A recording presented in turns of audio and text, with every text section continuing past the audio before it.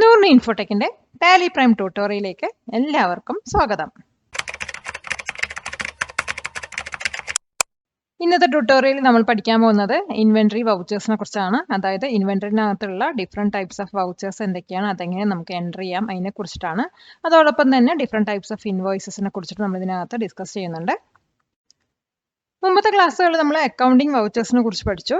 Accounting vouchers വന്നിട്ട് accounts മാത്രമാണ് update ചെയ്യുന്നത്. പക്ഷെ ഇൻവെന്ററി വൗച്ചേഴ്സ് വന്നിട്ട് ഇൻവെന്ററിയും അതോടൊപ്പം തന്നെ അക്കൗണ്ട്സും അത് അപ്ഡേറ്റ് ചെയ്യുന്നതായിരിക്കും. അപ്പോൾ പല ടൈപ്പുള്ള ഇൻവെന്ററി വൗച്ചേഴ്സ് ഏതൊക്കെയാണെന്ന് നോക്കാം. അപ്പോൾ അതിന് വേണ്ടിയിട്ട് ഗേറ്റ്വേ ഓഫ് ടാലിയിൽ ട്രാൻസാക്ഷൻ അണ്ടറിൽ വൗച്ചേഴ്സിൽ പോവാം. ഇതിനകത്ത് അതർ വൗച്ചേഴ്സിൽ ക്ലിക്ക് ചെയ്യാം. അപ്പോൾ ഇവിടെ നമുക്ക് ഇൻവെന്ററി വൗച്ചേഴ്സ് കാണാൻ കഴിയും. ഇതിൽ വന്നിട്ട് 4 വൗച്ചേഴ്സ് ലിസ്റ്റ് ചെയ്തിട്ടുള്ളൂ. അപ്പോൾ കൂടുതൽ വൗച്ചേഴ്സ് കാണണമെങ്കിൽ ഷോ ഇനാക്റ്റീവിൽ പോവാം. അപ്പോൾ ഇവിടെ material in, material out, physical stock, receipt note, rejection in, rejection out, stock journal പറഞ്ഞ് കുറേ ഇൻവെന്ററി വൗച്ചേഴ്സ് നമുക്ക് കാണാൻ കഴിയും. അപ്പോൾ ഇതിൽ ഇമ്പോർട്ടൻറ്റ് പറയുന്നത് delivery note, physical stock, receipt note, stock journal, പിന്നെ വേണമെങ്കിൽ റിജക്ഷൻ ഇന്ന്, റിജക്ഷൻ ഔട്ടൊക്കെ നമുക്ക് നോക്കാവുന്നതാണ്.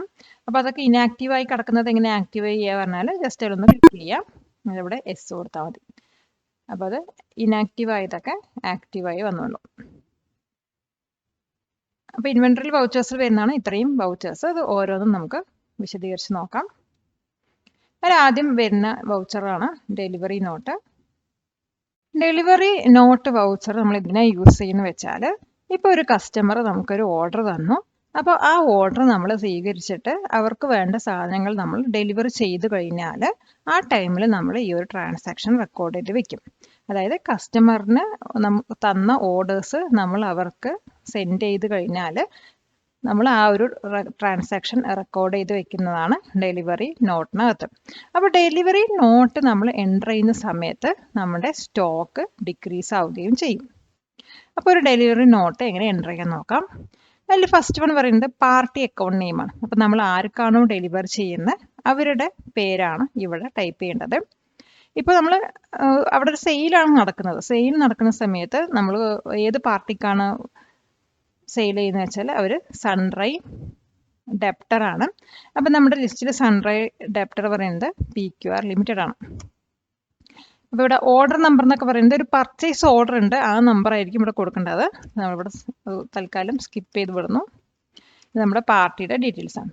പിന്നെ സെയിൽസ് ലെഡ്ജറിൻ്റെ അവിടെ സെയിൽസ് തന്നെ കൊടുക്കുക. അപ്പോൾ ഡെലിവറി നോട്ട് പറയുന്നത് സെയിൽസുമായി ബന്ധപ്പെട്ട് വരുന്നതാണ്.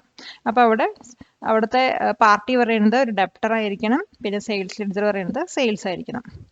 ഇനി ഏത് ഐറ്റമാണ് നമ്മൾ സെയിൽ ചെയ്യണം അത് സെലക്ട് ചെയ്ത് കൊടുക്കാം. പാർലിജി കൊടുക്കാം. അപ്പോൾ ഇവിടെ നമ്പർ, ട്രാക്കിംഗ് നമ്പർ 112 വന്നിട്ടുണ്ട്. സെലക്ട് ചെയ്യാം. അതായത് നമ്മുടെ ഡെലിവറി നോട്ട് നമ്പർ 1 ആണ്, അതാണ് ട്രാക്കിംഗ് നമ്പർ വന്നത്. ക്വാണ്ടിറ്റി വന്നിട്ട് ഇപ്പോൾ നമ്മുടെ കയ്യിൽ 50 പാക്കറ്റാണ് ബാലൻസ് ഉള്ളത്. അപ്പോൾ അതിന് ഒരു 25 കൊടുക്കാം. എൻ്റർ കൊടുക്കാം. അത് 30 രൂപയായിട്ട് നമ്മൾ സെയിൽ ചെയ്യുന്നത്. എൻഡ് ഓഫ് ലിസ്റ്റ് കൊടുക്കാം. എന്നിട്ട് എൻ്റർ അടിക്കാം. ആക്സെപ്റ്റ് ചെയ്യാം. അപ്പോൾ ഇങ്ങനെയാണ് ഒരു ഡെലിവറി നോട്ട് നമ്മൾ വൗച്ചർ അടിക്കുന്നത്. അപ്പോൾ ആ ഒരു റെക്കോർഡ്, ഒരു ട്രാൻസാക്ഷൻ റെക്കോർഡായിട്ടുണ്ടാവും.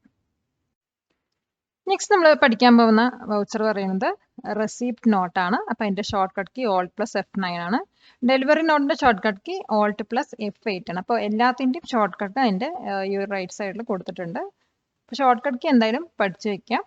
അപ്പോൾ റെസിപ്റ്റ് നോട്ട് സെലക്ട് ചെയ്തു.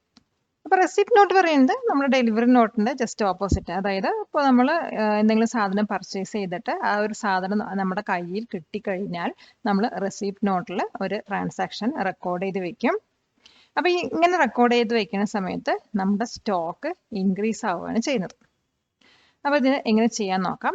അപ്പോൾ റെസിപ്റ്റ് നോട്ടിൽ റെഫറൻസ് നമ്പർ ഉണ്ടെങ്കിൽ നമ്മളത് കൊടുക്കുക. ഞാനിവിടെ ഫേക്ക് ആയിട്ടൊരു നമ്പർ കൊടുക്കുന്നുണ്ട്. ഡേറ്റ് നമ്മൾ സെറ്റ് ചെയ്ത ഡേറ്റ് വരും. പാർട്ടി അക്കൗണ്ട് നെയിം പറയുന്നത് നമ്മൾ ആരുടെ കയ്യിൽ നിന്നാണോ വാങ്ങിയത് അവരാണ് കൊടുക്കുന്നത്. അപ്പോൾ ഇവിടെ വരുന്നത് സൺറൈ ക്രെഡിറ്റർ ആവണം. ഇപ്പോൾ ABC ലിമിറ്റഡ് ആണ് നമ്മുടെ സൺറൈ ക്രെഡിറ്റർ. ഇപ്പോൾ ഓർഡർ ഡീറ്റെയിൽസും കാര്യങ്ങളൊക്കെ നമുക്ക് വേണമെങ്കിൽ ഫില്ല് ചെയ്ത് കൊടുക്കാം, അല്ലെങ്കിൽ സ്കിപ്പ് ചെയ്യാം. പിന്നെ പർച്ചേസ് ലെഡ്ജറിൻ്റെ സ്ഥാനത്ത് എപ്പോഴും നമ്മൾ പർച്ചേസ് ആണ് സെലക്ട് ചെയ്യേണ്ടത്. ഇനി ഏത് സാധനമാണോ നമ്മൾ പർച്ചേസ് ചെയ്ത് അത് ഇവിടെ സെലക്ട് ചെയ്ത് കൊടുക്കാം. അപ്പോൾ നമ്മൾ പാർലിജി പറഞ്ഞ സാധനം മാത്രം ഒരു ഐറ്റം മാത്രമേ ആഡ് ചെയ്തിട്ടുള്ളൂ. നിങ്ങൾക്ക് വേണമെങ്കിൽ വേറെ ഐറ്റംസ് ഒക്കെ ഇതിനകത്ത് ആഡ് ചെയ്ത് കൊടുക്കാവുന്നതാണ്. അപ്പോൾ ക്വാണ്ടിറ്റി ഒരു 20, നമുക്കൊരു 25 കൊടുക്കാം. എൻഡ് ഓഫ് ലിസ്റ്റ് കൊടുത്തു, എൻ്റർ ചെയ്തു. ബാക്കി എല്ലാ മെത്തേഡും നമ്മൾ നേരത്തെ അക്കൗണ്ടിങ് വർക്കേഴ്സ് ചെയ്ത പോലെ തന്നെയാണ്. അപ്പോൾ ഇവിടെ റെസിപ്റ്റ് നോട്ട് റെക്കോർഡ് ആയിട്ടുണ്ടാവും. നെക്സ്റ്റ് നമ്മൾ പഠിക്കാൻ പോകുന്ന മറ്റ് വൗച്ചർ പറയുന്നത് റിജക്ഷൻ ഇൻ വൗച്ചറാണ്.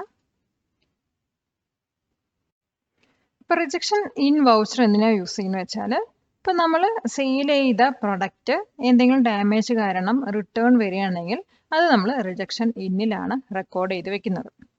അപ്പൊ ഇവിടെ നമ്മളത് എങ്ങനെ ചെയ്യാൻ നോക്കാം. അപ്പൊ ഇവിടുത്തെ ലെഡ്ജർ അക്കൗണ്ട് നമ്മൾ ആദ്യം സെലക്ട് ചെയ്ത് കൊടുക്കാം. അപ്പോൾ ഇവിടെ ഒരു സൺഡ്രൈ ഡെപ്റ്ററിനെയാണ് സെലക്ട് ചെയ്യേണ്ടത്. നമ്മൾ ആർക്കാണോ സെയിൽ ചെയ്ത് അവരെയാണ് സെലക്ട് ചെയ്യുന്നത്. അപ്പോൾ ഇവിടെ PQR ലിമിറ്റഡ് ആണ് സെലക്ട് ചെയ്യുക. അപ്പോൾ അവരുടെ നെയിമും അഡ്രസ്സും നമ്മൾ കൊടുത്തിട്ടുണ്ടെങ്കിൽ അഡ്രസ്സ് ഓട്ടോമാറ്റിക്കായിട്ട് വരും.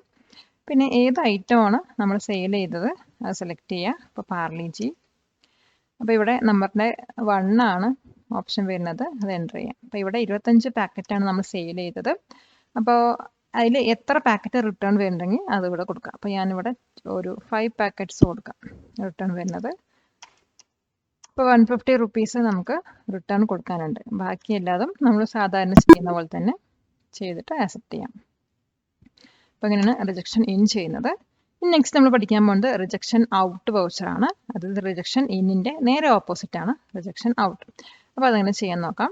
അതർ വൗച്ചേഴ്സിൽ റിജക്ഷൻ ഔട്ടിൽ പോവാം. ഇതിനകത്ത് നമ്മൾ ആരുടെ നിന്നാണോ നമ്മൾ സാധനം പർച്ചേസ് ചെയ്തത് അവരിനെയാണ് സെലക്ട് ചെയ്ത് കൊടുക്കേണ്ടത്. അപ്പോൾ നമ്മുടെ സൺഡ്രൈ ക്രെഡിറ്റർ ആണ്. അപ്പോൾ ഇവിടുത്തെ സൺഡ്രൈ ക്രെഡിറ്റർ പറയുന്നത് ABC ലിമിറ്റഡ് ആണ്.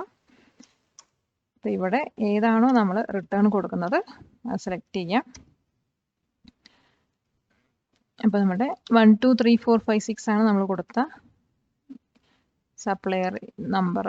അപ്പോൾ ഇതിൽ എത്രയാണ് നമ്മൾ റിട്ടേൺ കൊടുക്കുന്നത് അത് സെലക്ട് ചെയ്യാം. അപ്പോൾ നമുക്ക് 25 പാക്കറ്റ്സ് തന്നെ റിട്ടേൺ കൊടുക്കാം. എൻഡ് ഓഫ് ലിസ്റ്റ് കൊടുക്കാം. ഇത് നേരത്തെ പോലെ തന്നെ സേവ് ചെയ്യാം. അപ്പോൾ എത്രയാണ് റിജക്ഷൻ ഇന്നും റിജക്ഷൻ ഔട്ടിലും വരുന്നത്. റിജക്ഷൻ ഇൻ ചെയ്യുമ്പോൾ നമ്മുടെ സ്റ്റോക്ക് ഇൻക്രീസ് ആവും. റിജക്ഷൻ ഔട്ട് ചെയ്യുമ്പോൾ നമ്മുടെ സ്റ്റോക്ക് ഡിക്രീസ് ആവും. നെക്സ്റ്റ് വരുന്ന ഒരു ഇൻവെന്ററി വൗച്ചർ ആണ് സ്റ്റോക്ക് ജേർണൽ. സ്റ്റോക്ക് ജേർണൽ എങ്ങനെ ചെയ്യാൻ നോക്കാം. അത് സെലക്ട് ചെയ്യാം.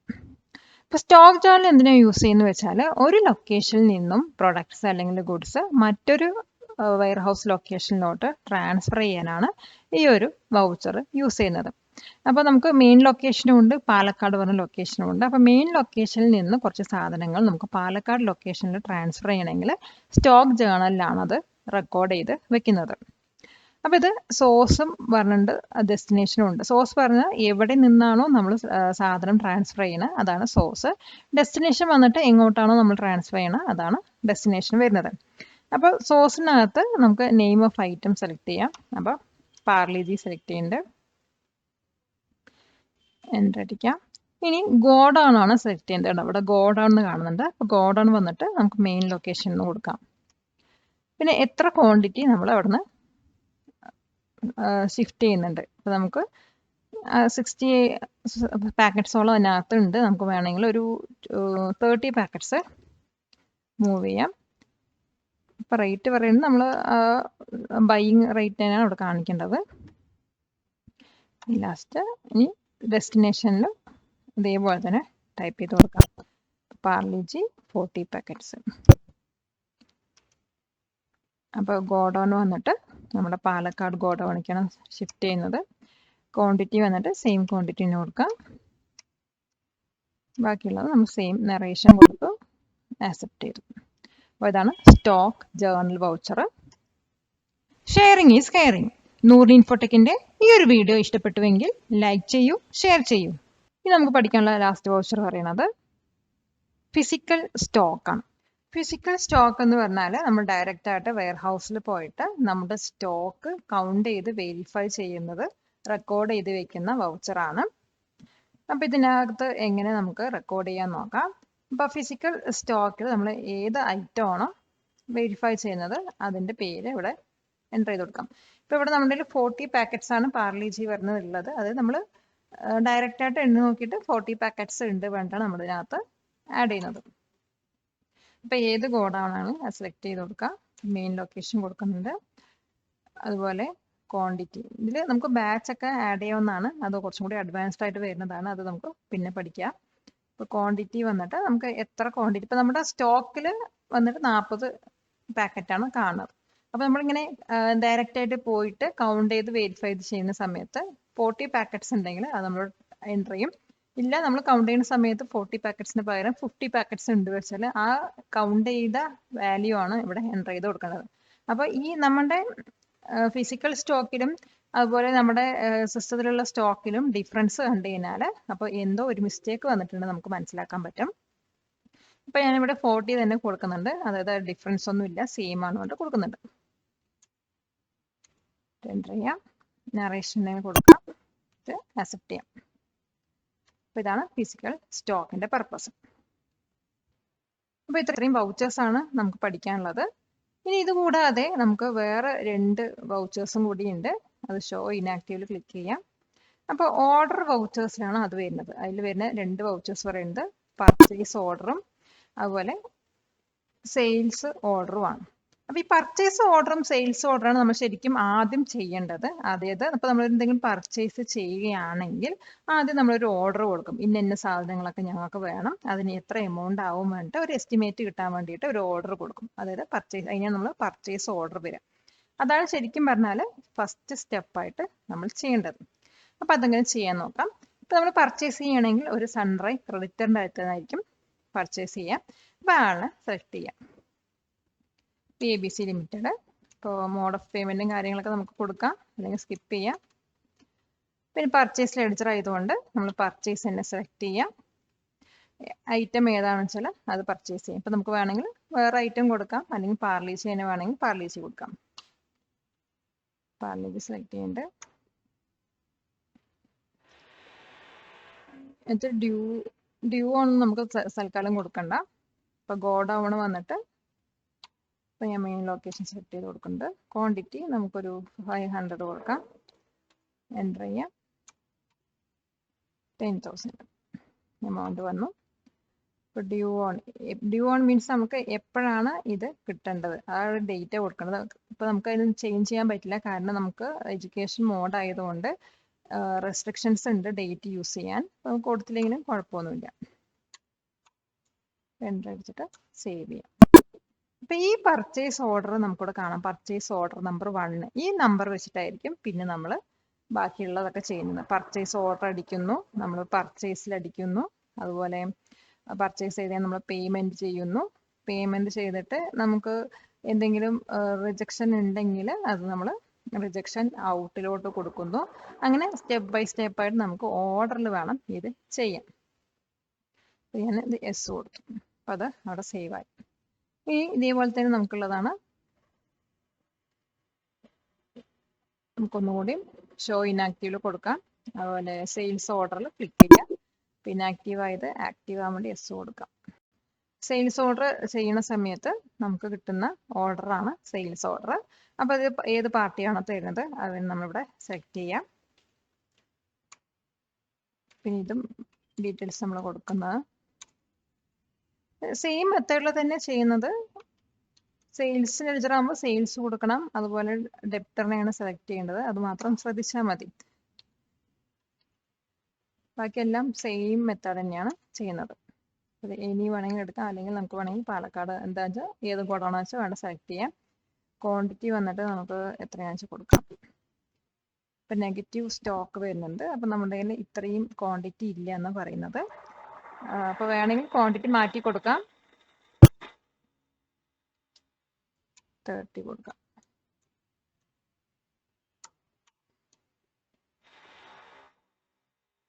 അപ്പോൾ സെയിൽസ് ഓർഡർ നമ്പർ 1 അത് വരുന്നത്. അപ്പോൾ ഇത്രയാണ് നമ്മുടെ ഇൻവെന്ററി വൗച്ചേഴ്സിൽ വരുന്ന വൗച്ചറുകൾ. അപ്പോൾ അക്കൗണ്ട്സ് വൗച്ചറും ഇൻവെന്ററി വൗച്ചേഴ്സും കൂടെ നമ്മൾ മിക്സ് ചെയ്ത് നോക്കുകയാണെങ്കിൽ ആദ്യം ഇപ്പോൾ ഒരു പർച്ചേസ് നടത്തുകയാണെങ്കിൽ ആദ്യം നമ്മൾ പർച്ചേസ് ഓർഡറിൽ കൊടുക്കാം. അതിനുശേഷം നമ്മൾ എന്ത് ചെയ്യണം, പർച്ചേസിൽ അടിക്കണം, അക്കൗണ്ടിങ് വൗച്ചറിൽ അടിക്കണം. പിന്നെ വന്നിട്ട് നമ്മൾ പേയ്മെന്റിൽ അടിക്കണം. അതിന് ശേഷം നമുക്ക് എന്തെങ്കിലും റിജക്ഷൻ ഉണ്ടെങ്കിൽ ആദ്യം ഏതിലടിക്കണം? ഡെബിറ്റ് നോട്ടിൽ അടിക്കണം. പർച്ചേസ് ചെയ്യുന്ന സമയത്ത് ഡെബിറ്റ് നോട്ടിലാണ് അടിക്കേണ്ടത്. അതിനുശേഷം നമ്മൾ റിജക്ഷൻ ഔട്ടിലോട്ട് അടിക്കും. അപ്പോൾ ഇത്രയും സ്റ്റെപ്പുകൾ ഇതിനകത്ത് ഉണ്ട്. ഇനി അതേസമയം നമ്മൾ സെയിൽസ് ചെയ്യണമെങ്കിൽ ആദ്യം നമ്മൾ എന്ത് ചെയ്യും? സെയിൽസ് ഓർഡറിൽ കൊടുക്കും. അതിനുശേഷം സെയിൽസിൽ അടിക്കും. അതിനുശേഷം റെസിപ്റ്റിൽ അടിക്കും. അത് കഴിഞ്ഞിട്ട് എന്തെങ്കിലും റിജക്ഷൻ ഇന്നുണ്ടെങ്കിൽ അതിന് മുമ്പ് നമ്മൾ ഇതടിക്കും, ക്രെഡിറ്റ് നോട്ട് അടിക്കും. പിന്നെ റിജക്ഷൻ ഇന്നിലടിക്കും. അപ്പോൾ ഇത്രയും സ്റ്റെപ്പ് ബൈ സ്റ്റെപ്പ് ചെയ്താൽ തന്നെ നമ്മുടെ ഒരു സെയിൽസ് അല്ലെങ്കിൽ ഒരു പർച്ചേസ് കംപ്ലീറ്റ് ആവുകയുള്ളൂ. അപ്പോൾ ഇതിനകത്ത് നമുക്ക് അക്കൗണ്ടിങ് വൗച്ചേഴ്സും അതുപോലെ ഇൻവെന്ററി വൗച്ചേഴ്സും മിക്സ് ചെയ്തിട്ട് വേണം യൂസ് ചെയ്യാൻ. ഇതുപോലുള്ള മറ്റു ഉപകാരപ്രദമായ വീഡിയോകൾ നിങ്ങൾക്ക് ലഭിക്കുവാൻ നൂർണി ഇൻഫോടെക്കിന്റെ ഈ ചാനൽ സബ്സ്ക്രൈബ് ചെയ്യൂ. നെക്സ്റ്റ് നമ്മൾ നോക്കാൻ പോകുന്നത് ഡേ ബുക്ക് ആണ്. ഡേ ബുക്ക് വന്നിട്ട് ട്രാൻസാക്ഷൻ്റെ അണ്ടറിലാണ് വരുന്നത്. അപ്പോൾ വൗച്ചേഴ്സിൻ്റെ താഴെ ഡേ ബുക്ക് പറഞ്ഞ ഓപ്ഷൻ ഉണ്ടാവും. അപ്പോൾ അത് സെലക്ട് ചെയ്യാം. അപ്പോൾ ഡേ ബുക്കിനകത്ത് നമ്മൾ ഒരു പർട്ടിക്കുലർ ഡേറ്റിൽ എൻ്റർ ചെയ്ത എല്ലാ ട്രാൻസാക്ഷനും ലിസ്റ്റ് ചെയ്ത് വരും.